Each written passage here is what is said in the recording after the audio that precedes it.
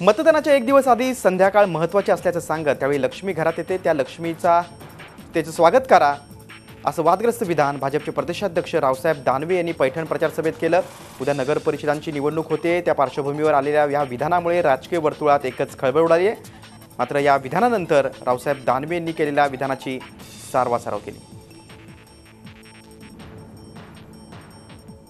निवडणुकीमध्ये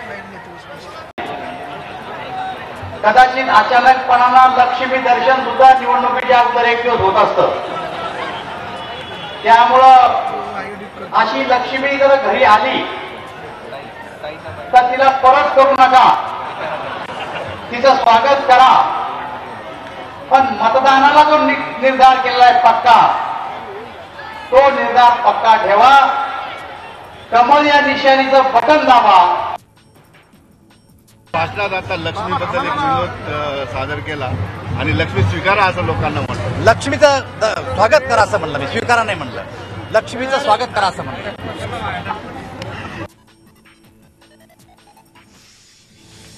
निवडणूक अधिकाऱ्याला धमकवल्याप्रकरणी दुग्ध विकास मंत्री महादेव जानकर यांच्या अडचणी वाढत चाललेल्या असताना विरोधकांनी त्यांना लक्ष्य केलं। राष्ट्रवादी काँग्रेसचे आमदार जयंत पाटील यांनी शेलका शब्दात जानकर यांच्यावर टीका केली। जानकर हे अतिसज्जन मंत्री असून त्यांच्यामुळे मंत्रिमंडळाची शोभा वाढल्याचं उपरोधिक टोला पाटील यांनी लगावलाय।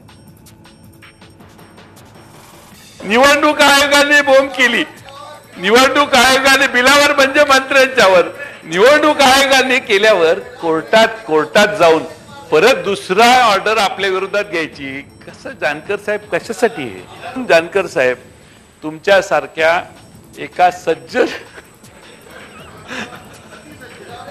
अतिसज्जन मंत्र्यांचा वावर या मंत्रिमंडळात असल्यामुळं राज्यमंत्री महोदय जे बिल मांडतायत त्याला विरोध करण्यासाठी आपण सगळ्यांनी प्रयत्न केला पाहिजे।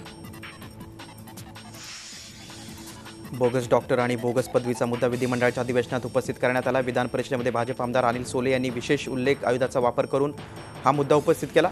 बोगस डॉक्टर आणि पदवी प्रकरणाचा पर्दाफाश केल्याबद्दल सोले यांनी झी24चं कौतुक केलं। या प्रकरणी राज्य सरकारनं कारवाई करण्याची मागणी त्यांनी यावेळी केली।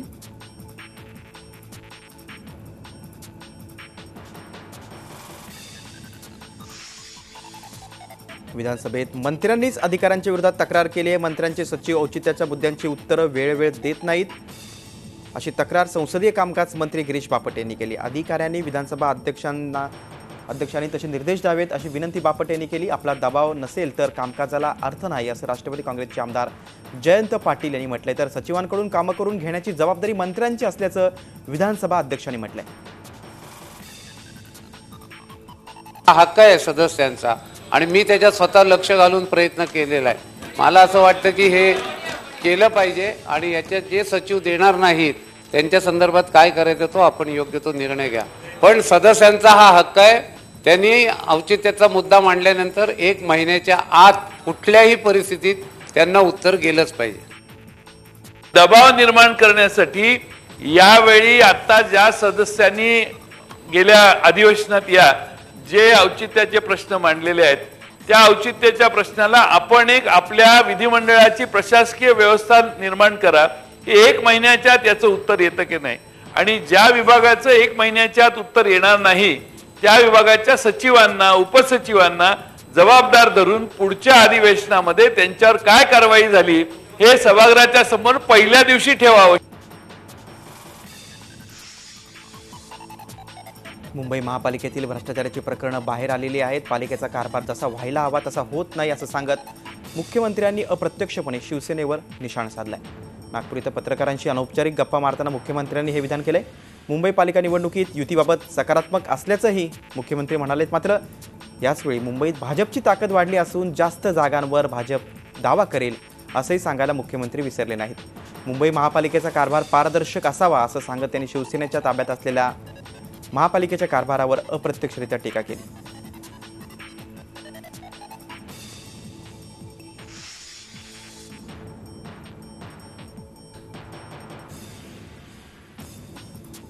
राष्ट्रवादी काँग्रेसचे अध्यक्ष शरद पवार यांनी पुन्हा एकदा नोटाबंदीवरून पंतप्रधान नरेंद्र मोदींवर टीका केली आहे। काळा पैसा रोखण्याच्या लढाईत राष्ट्रवादी सरकारसोबत आहे, मात्र कोणत्याही तयारीविनाच नोटाबंदीचा निर्णय लागू केल्याचा आरोप पवारांनी केला.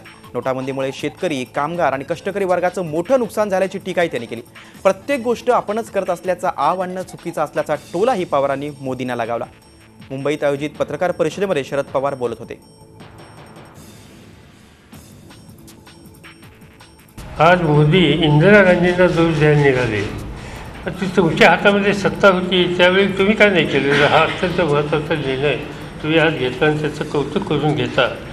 तुमच्या हातामध्ये सत्ता असताना तुम्ही हे करू शकला नाही. इतरांचा दोष देऊ नका, पण ते प्रत्येक गोष्ट ही 70 वर्षात काही झालं नाही या प्रकारची भूमिका सांगतात. आता 70 वर्षामध्ये सतत काही काँग्रेसचं राज्य होतं असं नव्हे. 70 वर्षामध्ये गैर काँग्रेसही राज्य होतं आणि त्याच्यामध्ये हेही लोक सहभागी होते. आणि त्या 70 वर्षामध्ये हेही 10 वर्ष मुख्यमंत्री होते एका राज्याचे. आणि म्हणून उगीच पाठीमागच्या 70 वर्षात काही झालं नाही आणि सगळं मीच करतो आहे या प्रकारची भूमिका मांडणं ही मला स्वतःला योग्य वाटत नाही. नवी मुंबईतील खारघर पाळणाघर प्रकरणी कारवाई करण्यास टाळाटाळ करणाऱ्या सहाय्यक पोलीस निरीक्षकावर निलंबनाची कारवाई होणार आहे. गृहराज्यमंत्री रणजित पाटील यांनी ही माहिती दिली आहे. पाळणाघरी काळाची गरज असून इथं काम करणाऱ्या कर्मचाऱ्यांच्या चारित्र्य पडताळणीबाबत महिला आणि बालकल्याण विभागाला सूचना देणार असल्याचंही त्यांनी सांगितलं. पाळणाघरात CCTV बंधनकारक करण्यात आल्याची माहिती त्यांनी दिली. याच्यात दिरंगाई झालेली आहे. संबंधित जे काही इन्व्हेस्टिगेशन ऑफिसर होते किंवा जे कर्तव्यावर असणारे PSI होते त्यांच्यावरती कारवाई झालेली आहे. अध्यक्ष महोदय, त्यांना त्या कर्तव्यातून बाहेर काढल्या तरीही या सभागृहाचा सगळ्यांचं मत जाणून घेऊन त्यांच्यावरती याच्यापेक्षा कठोर कारवाई प्रेषित केल्या जाईल. सर, राज्य विधिमंडळाच्या हिवाळी अधिवेशनाचा आजचा शेवटचा दिवस. शेवटच्या दिवशी समृद्धी महामार्गाचा प्रश्न लक्षवेधीद्वारे उपस्थित करण्यात आला. समृद्धी महामार्ग राज्यातील महत्त्वाकांक्षी प्रकल्प ठरेल असं सार्वजनिक बांधकाम मंत्री एकनाथ शिंदे यांनी म्हटलंय. 710 किलोमीटरच्या या महामार्गामुळे शेतकऱ्यांना फायदा होणार असल्याचे ते म्हणाले. या महामार्गाच्या जमीन खरेदी प्रकरणाच्या चौकशीचे आदेश मुख्यमंत्र्यांनी दिल्याची माहिती शिंदेने दिली. तर समृद्धी महामार्ग अधिकारी जमीन खरेदी प्रकरणाची SIT मार्फत चौकशी करण्यात यावी अशी मागणी जयवंत जाधव यांनी केली.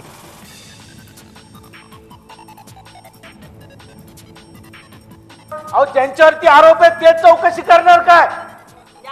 ज्यांनी जमिनी घेतल्या तेच चौकशी करणार काय? अरे लावलं काय? ज्यांनी जमिनी घ्यायच्या आणि तेच चौकशीला. समृद्धी महामार्ग आपण करतोय हा 710 किलोमीटरचा रस्ता आहे आणि त्यामध्ये आपण जसा मुंबई पुणे रस्ता केला त्यावेळेस तो देशातला पहिला होता. हा लँड पुलिंगच्या मॉडेलवर, जगातला पहिला लँड पुलिंग मॉडेलवर हा महामार्ग होणार आहे. आणि म्हणून या राज्याची समृद्धी व्हावी, शेतकऱ्यांना त्याचा फायदा व्हावा, ते शेतकरी त्याच्यामध्ये भागीदार व्हावेत असा विशाल दृष्टिकोन ठेवून लँड पुलिंगचं मॉडेल आपण या रस्त्यासाठी आणलेलं आहे. राज्यात 15 वर्षे एकत्र सत्ता उपभोगलेल्या काँग्रेस राष्ट्रवादीमध्येच पालिका निवडणूक प्रचारादरम्यान कलगीतुरा रंगताना दिसतोय. मुख्यमंत्री म्हणून काम करण्याऐवजी अशोक चव्हाणांनी नको त्या गोष्टी केल्या म्हणून त्यांना घरी बसावं लागलं अशा शब्दात अजित पवार यांनी अशोक चव्हाणांवर सडकून टीका केली.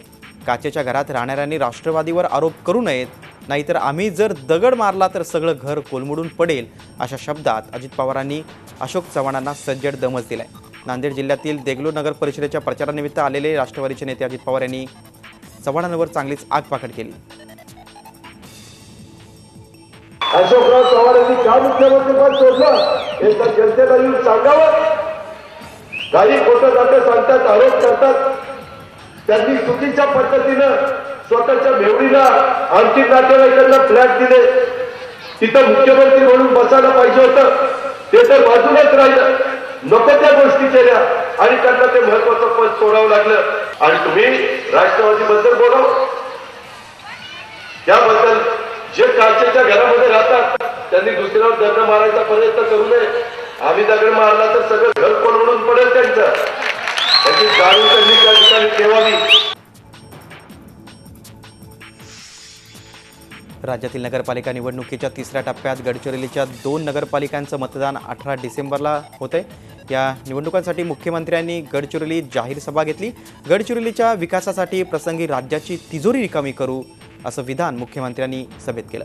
गडचिरोलीचीही सत्ता पक्षाच्या हातात दिल्यास गडचिरोलीतील अनेक नाविन्यपूर्ण योजनांना प्राधान्य देणार असल्याचं मुख्यमंत्री म्हणाले. या गडचिरोलीमध्ये तुम्ही आपली चांगली एखादी सत्ता स्थापित करा. गडचिरोली हे अत्यंत महत्त्वाचं शहर आहे.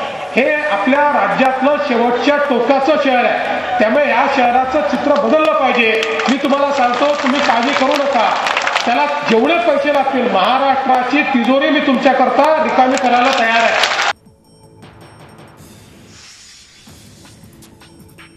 नालासोपारा 1 कोटी रोकड प्रकरणी शिवसेनेचे नगरसेवक धनंजय गावडे यांना आयकर खात्यानं आता सोडून दिलंय.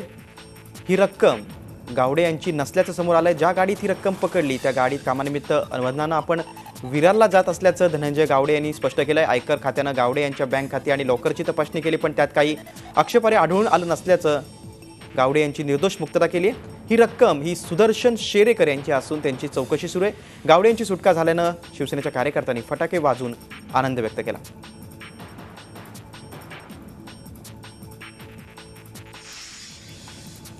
काळ्या पैशावर सर्जिकल स्ट्राईक नंतर कॅशलेस अर्थव्यवस्थेकडे सरकार वाटचाल करतंय. नागपूर रेल्वे स्थानकावर कॅशलेस अर्थव्यवस्थेसाठी स्थानकावर तिकीट बुकिंग खिडकीवर SBI बँकेच्या एकूण 33 स्वाईप मशीन लावण्यात आल्यात. इतर स्टेशनवर तसंच पार्सल कार्यालयात देखील दुसऱ्या तिसऱ्या टप्प्यात या स्वाईप मशीन लावण्यात येणार आहेत. रेल्वे स्थानकावरील कॅशलेस अर्थव्यवस्थेविषयी जाणून घेत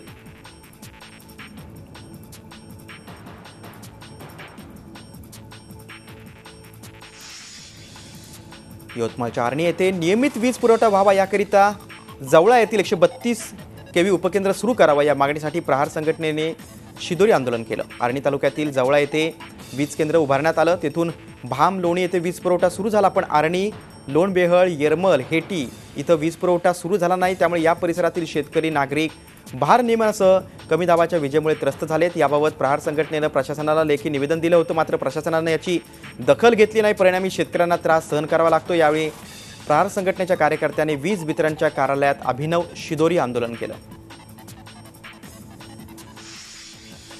महाराष्ट्र गृहनिर्माण व क्षेत्रनिर्माण प्राधिकरणातर्फे मुंबई बाहेरची पहिली सोडत अर्थात लॉटरी पुण्याच्या बालेवाडीत पार पडली. यावेळी विविध आर्थिक गटातल्या अनेक गरजूंना घराची सोडत लागली. संपूर्ण संगणकीय पद्धतीने झालेल्या लॉटरीतून 2503 जणांना फ्लॅट मिळणार आहेत. त्याचबरोबर 67 फ्लॅटची यावेळी सोडत काढण्यात आली. म्हाडाच्या योजनेमुळे आर्थिकदृष्ट्या दुर्बल गटातल्या अनेकांना घरं मिळणार आहेत. म्हाडाच्या घरांसाठी एकूण 31,000 अर्ज आले होते.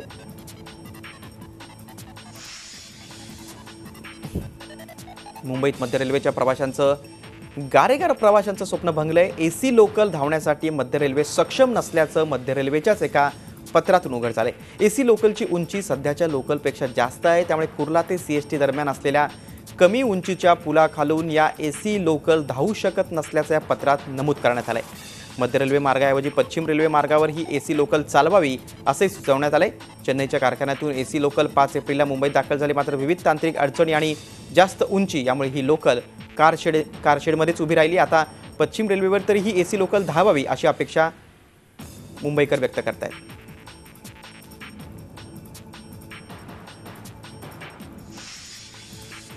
ईडीनं मुंबईतील झवेरी बाजारात आज छापे टाकलेत. नोटाबंदीच्या निर्णयानंतर अनेक छोट्या मोठ्या सोने व्यापाऱ्यांनी 500,000च्या जुन्या नोटा घेऊन सोन्याची विक्री केली होती.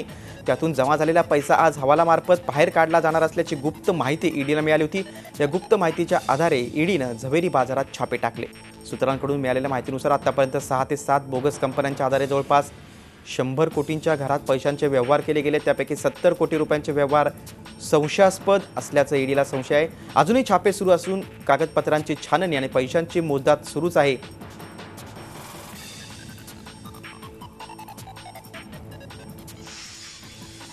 नागपूरमध्ये 12 तासात 4 खून झाल्यानं एकच खळबळ उडाली आहे. त्यामुळे शहरामध्ये कायदा आणि सुव्यवस्थेचा प्रश्न पुन्हा एकदा निर्माण झाला आहे. खुनाची पहिली घटना ही अंबाझरी पोलीस स्टेशन अंतर्गत मराळ टोळी परिसरात घडली. या घटनेमध्ये निलेश उर्फ बग्गा कोरेट या 29 वर्षीय युवकावर 4 आरोपींनी वार करून त्याचा खून केला. या प्रकरणी पोलिसांनी 2 आरोपींना अटक केली, तर आणखी 2 आरोपींचा पोलीस शोध घेत आहेत. तर दुसरीकडे नंदनवन पोलीस स्टेशन अंतर्गत वाठोडा परिसरात हरीश बावणे याची 5 ते 6 जणांनी मिळून हत्या केली.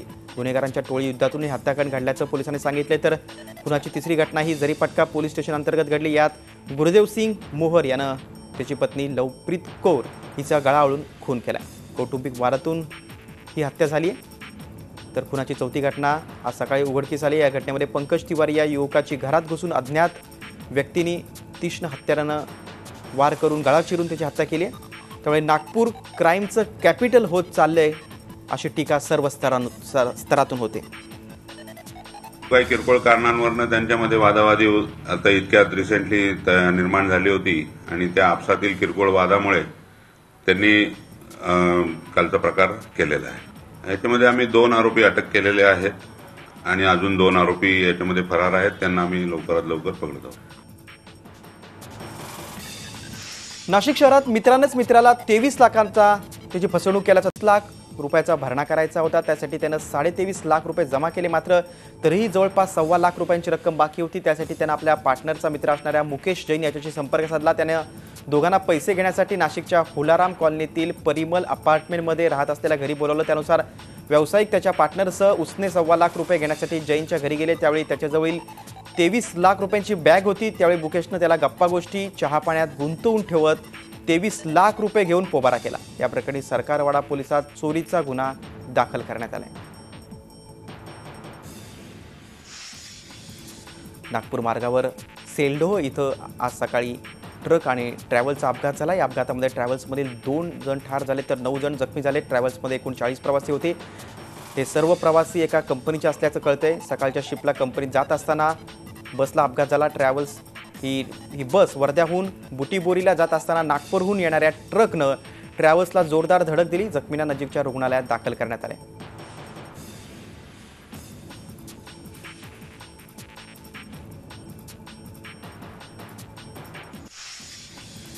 जम्मू काश्मीरमधील पंपोर इथं अतिरेक्यांनी पुन्हा एकदा हल्ला केला. अतिरेकी आणि सुरक्षा दलात सध्या चकमक सुरू आहे. या अतिरेकी हल्ल्यात 3 जवान शहीद झाले. सैन्य दलाच्या कॅम्पवर हल्ला करून अतिरेकी फरार झाल्याची माहिती आहे.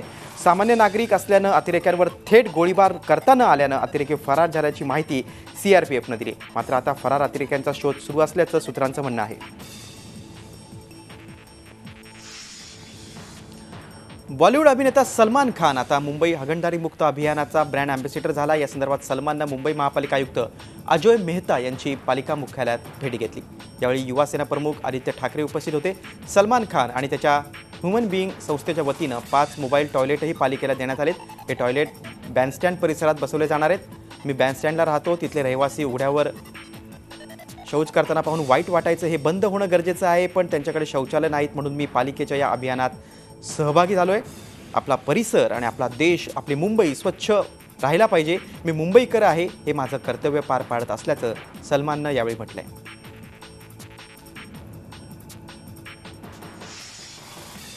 आमिर खानचा दंगल हा सिनेमा प्रदर्शनापूर्वी चर्चेत आलाय.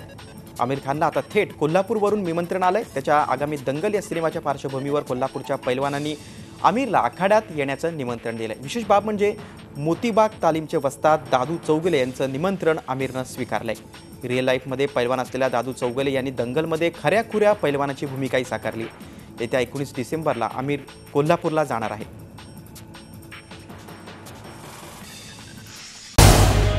झी 24 तास रहा एक पाऊल पुढे.